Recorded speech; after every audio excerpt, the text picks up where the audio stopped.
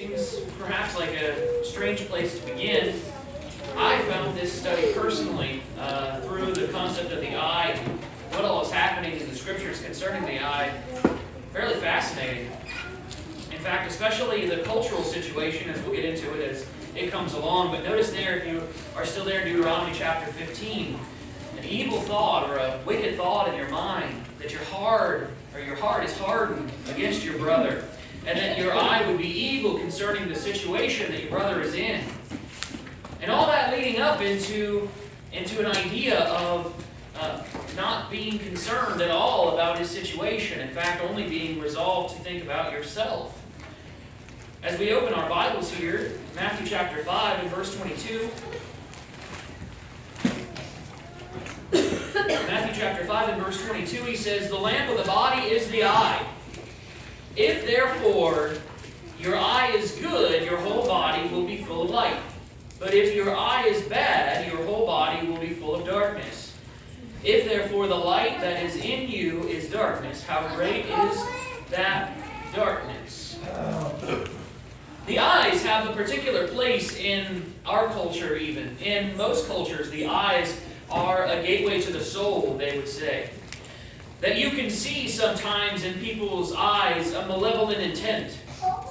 I know certainly there is a level of sarcasm that can be enjoined with the eye when the eye is rolled. And there are times where a person's smile will not carry all the way to the eye. Where you can put on a happy face, but the eyes don't speak to the joy that your smile seems to imply. He says here that your eye is the lamp of your body. And then he uses the word therefore. Because this is the case that the lamp of the body is the eye, if the eye is good, your whole body will be full of light. And if your eye is bad, your whole body will be full of darkness. It's interesting. The word here for good, in some translations will have the word clear, some will have the word healthy.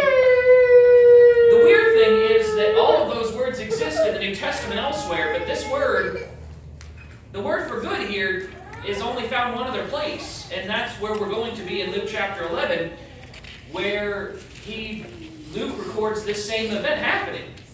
So Jesus uses a word in the Koine Greek that we're not terribly sure what it means, which is why many translations translate it in different ways, whether good or healthy or clear. But if you look at the opposite concept, it's pretty clear, it's pretty obvious what Jesus is getting at. Notice, even if we can't really understand in the specific the word he's using here, if the eye is good, the whole body is full of light. But if your eye is bad, your whole body will be full of darkness.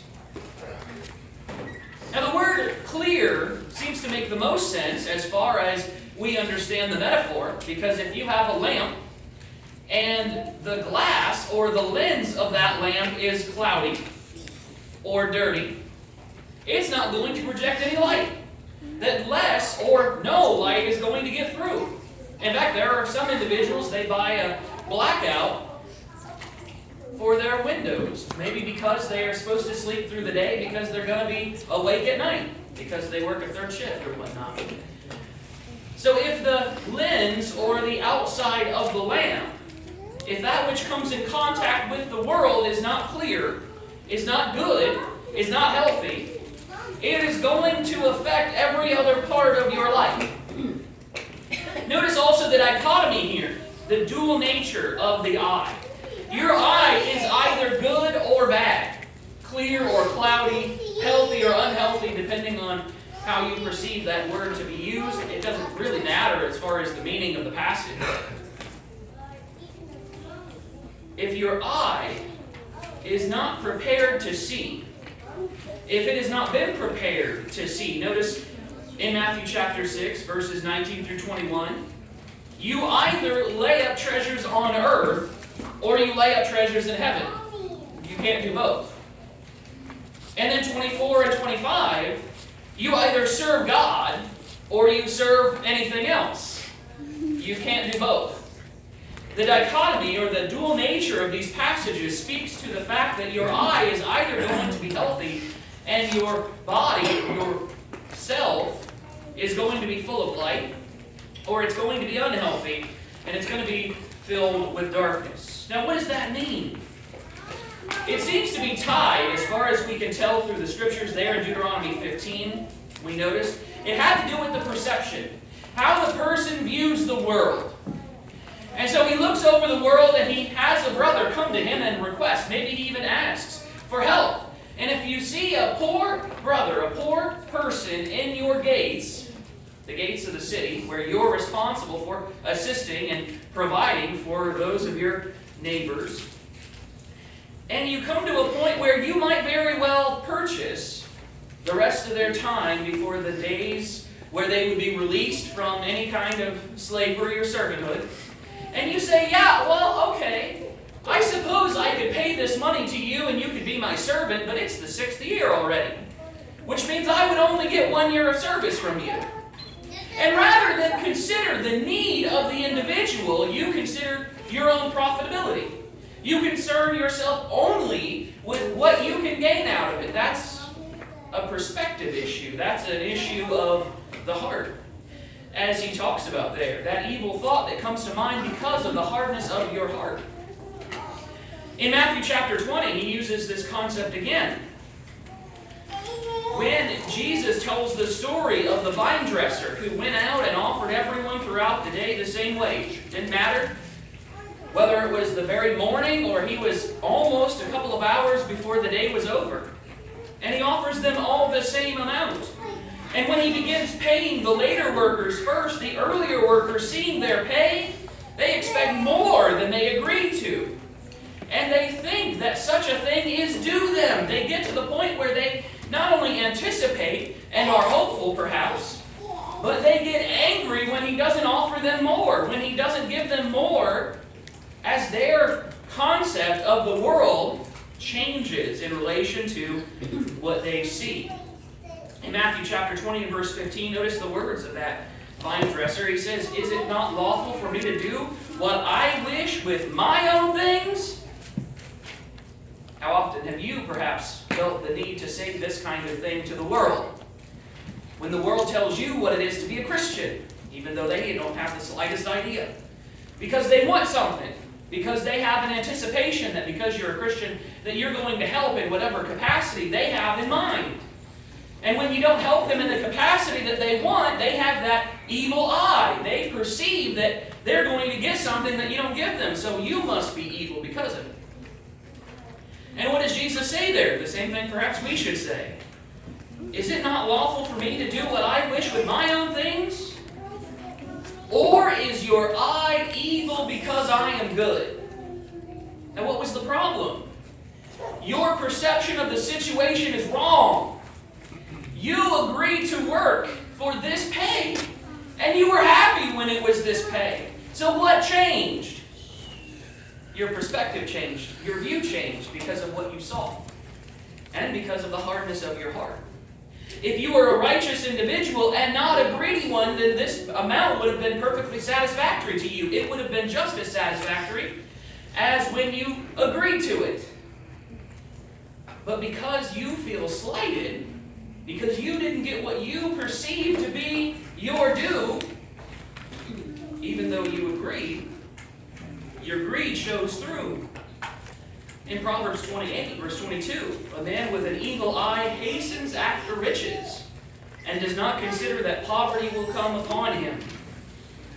A man with an evil eye hastens after riches, he says, and does not consider that poverty will come upon him. One whose perception often is skewed by his worldview, by the way he thinks and the way he acts, but also by what he perceives.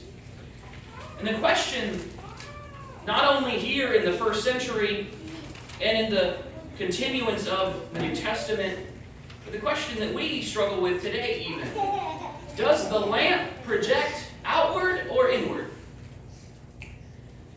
Now that might seem like a ridiculous question to us in the Western world, but you have lights that project in and you have lights that project out. On the front of my house there is a light, and it projects outward. And for the most part, it says welcome, or it says we're home, or it says something. I'm not exactly sure what it says. But usually, if I'm expecting someone to arrive, I turn the light on, especially if it's going to be dark. Because I want them to feel safe. I want them to feel like I know they're coming, and so it projects outward from my home. But you also have lights inside of your home, do you not? Then when it gets dark, you turn the light on so that you can see around. So does it project outward or does it project inward? What's Jesus talking about here? And I suspect he may very well be talking about both. The answer is yes. Don't you hate those when I give you two choices and you say yes? Yeah. As far as the Western perspective, that would be us, and the way we oftentimes think and conclude, we would say things like, children are sponges. And that's certainly the case. We think about often how we can manage the amount of the world that gets into our children. We try to minimize as much as possible the bad experiences that they're going to be a part of, that they are going to experience in this life. We try to limit, perhaps, and hopefully, the amount of crude language or jesting, the amount of inappropriate material on television or in movies, all kinds of media sources that our children have access to because we say things like garbage in, garbage out. And that is absolutely true. Biblically, it's also true. In Luke chapter 11, the passage we were talking about, that parallel passage, Luke's accounting of this very thing. Luke chapter 11, in verse 33, Jesus says, "No one, when he has lit a lamp, puts it in the secret place or under a basket, but on a lampstand, that those who come in may see the light." Those who come in may see the light. Interesting. The lamp of the body is the eye. Therefore, when your eye is good, your whole body also is full of light. But when your eye is bad, your body also is full of darkness.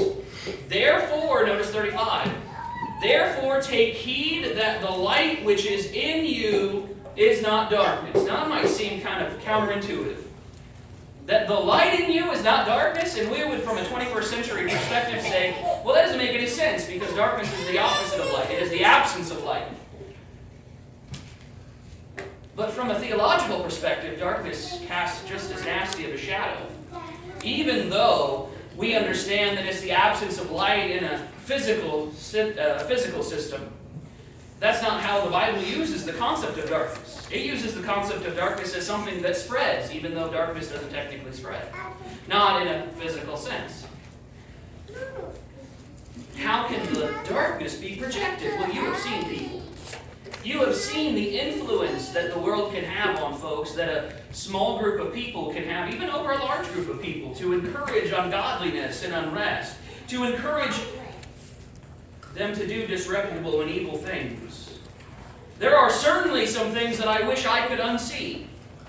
Because the truth is, while we focus on children, and we put our minds to solving the problem of how our children are being corrupted in the school system or through television and other media, what we have to reconcile is that they are not the only sponge in the house.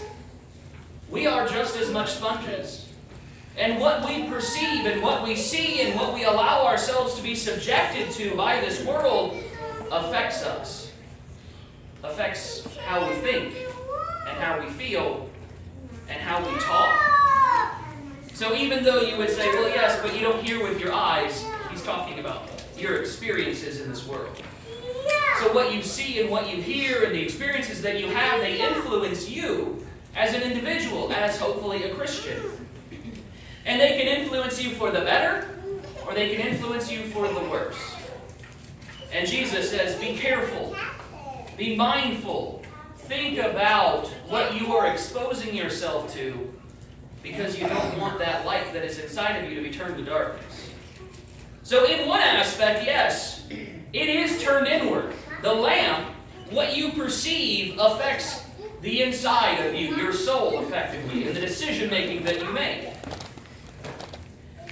We say things like, well, yeah, I correct, or I accept that the corruption spreads when I'm But I keep it within my control. That's what we tell ourselves anyway. We say, well, I've determined how much of this ungodliness I'm able to stay. That sounds ridiculous when you say it out loud. Try it sometime, because it sounds ridiculous when I say it. And as often as I would like to say it to myself, Jesus did not want us to be taken out of the world, but He did not mean for us to invite the world into our hearts. John chapter 17 and verse 15. He tells God in His prayer for not only His disciples, but all that would follow Him according to those apostles' words.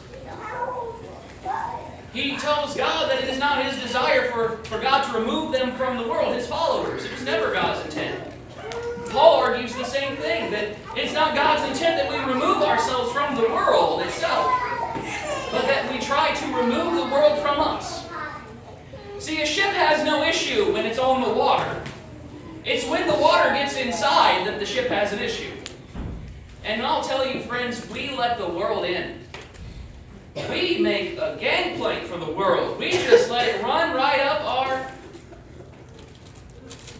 that plank and right into our storehold. And we pretend like it's not infesting all that is within that ship. And brethren, it is. What we see affects how we think.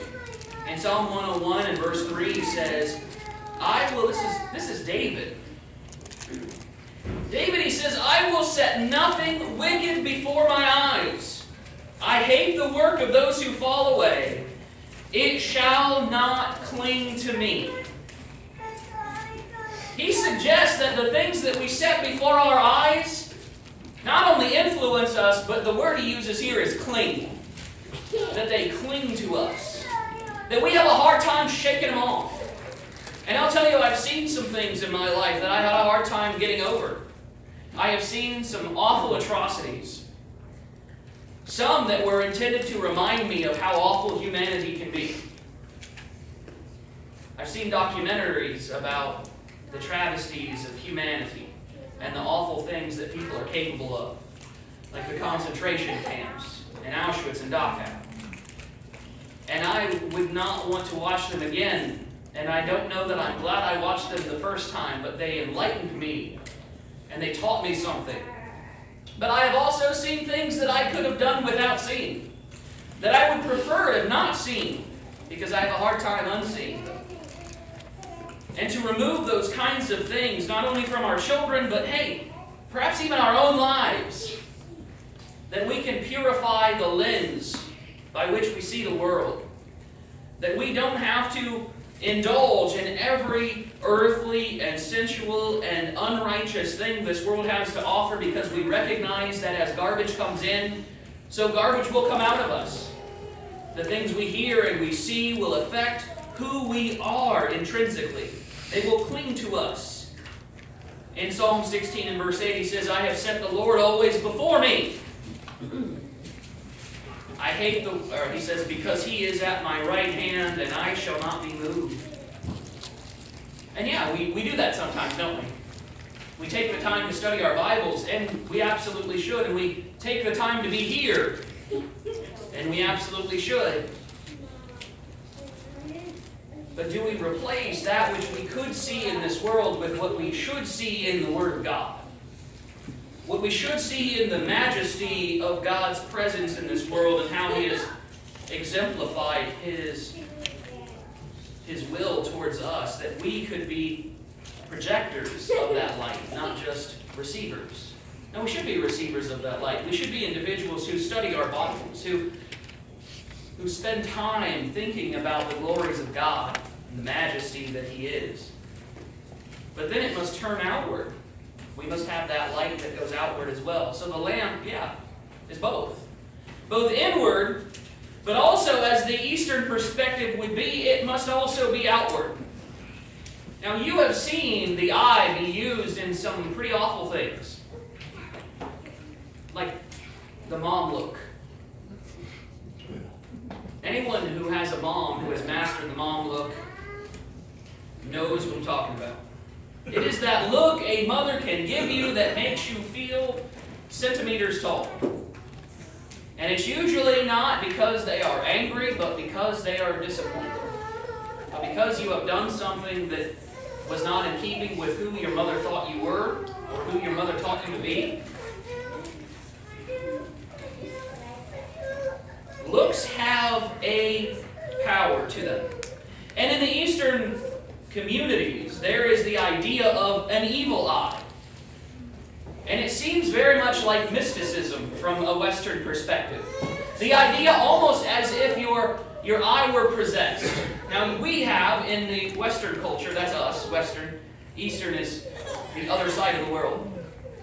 But in the Western culture, we have something called idle hands that a lot of people ascribe to, the idea that if you don't make your hands do what is good, they will find what is evil. And even some weird ideas that hands actually gain a mind of their own and become almost possessed. Now, apply that to your eye, because that's essentially what the evil eye was to the Eastern cultures. Now, is Jesus saying that your eye can effectively become possessed or even do harm to someone simply because you look at a person with an evil eye? Well, no. Jesus is saying what harm we can do goes well beyond the look that we can give people. It is in the way we judge and the perceptions that we give, and how that perception, how that mind or heart that we have, that soul, that has either been corrupted or pushed in the ways of godliness, how it emboldens our life, how it changes who we are, because what we think affects how we act. We'd like it to be otherwise, but it's exactly how it is. What we think affects how we act, which goes back to why we should be very careful on what we take in. Because if what we see affects how we think, and how we think affects how we act, then what we see affects how we act.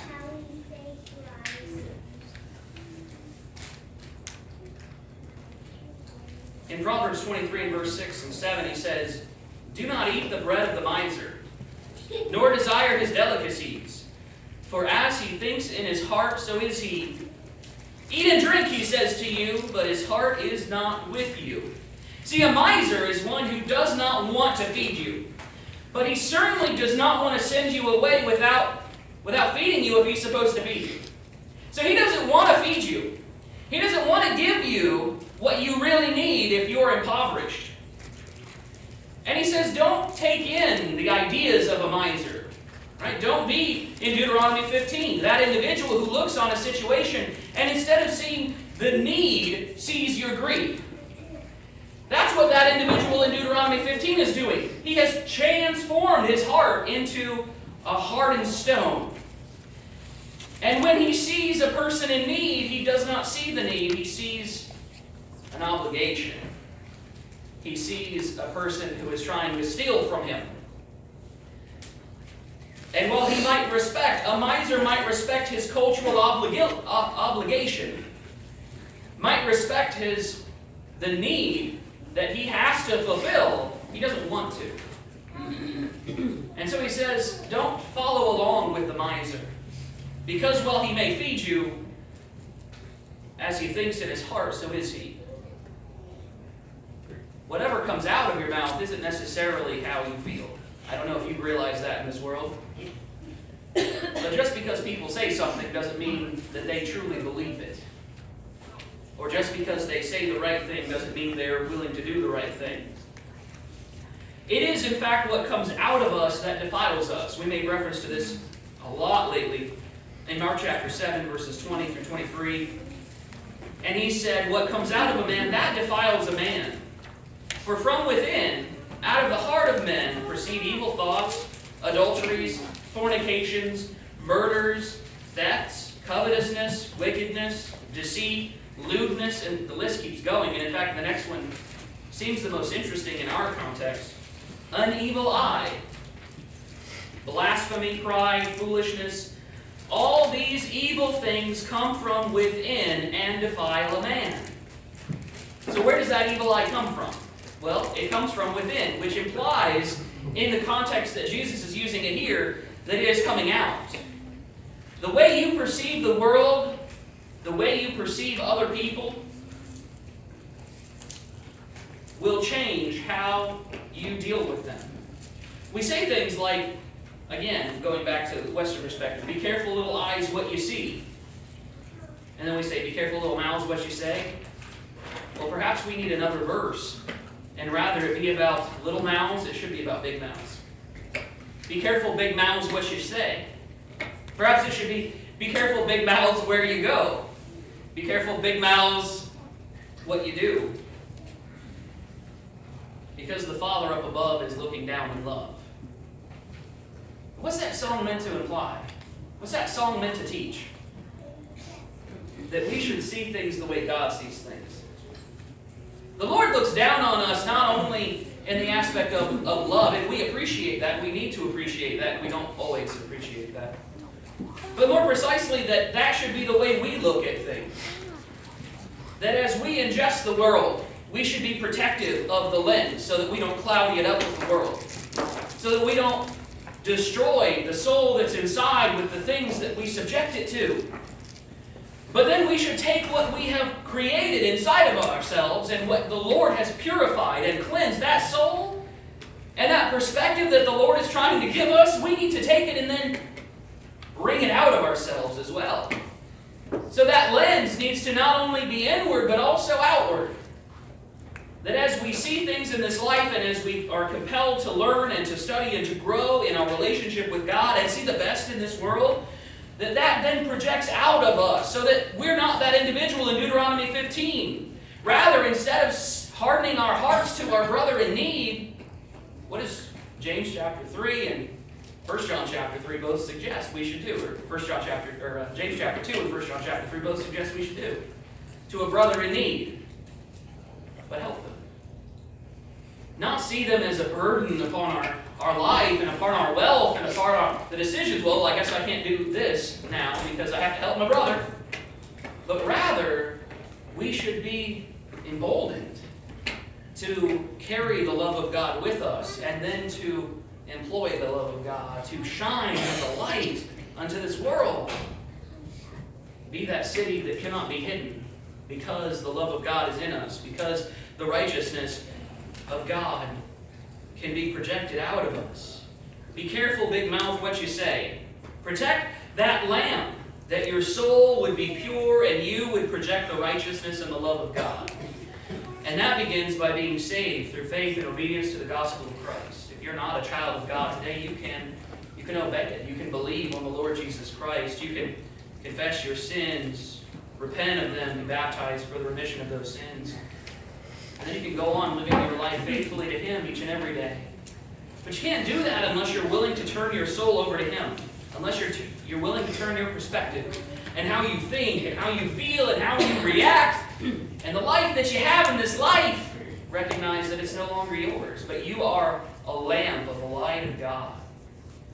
And if we can help you be a better light, if we can help you clean that lens so that both inwardly and outwardly you project the light of the love of God, we can help you. Whatever you need, I pray that you would come as together we stand in.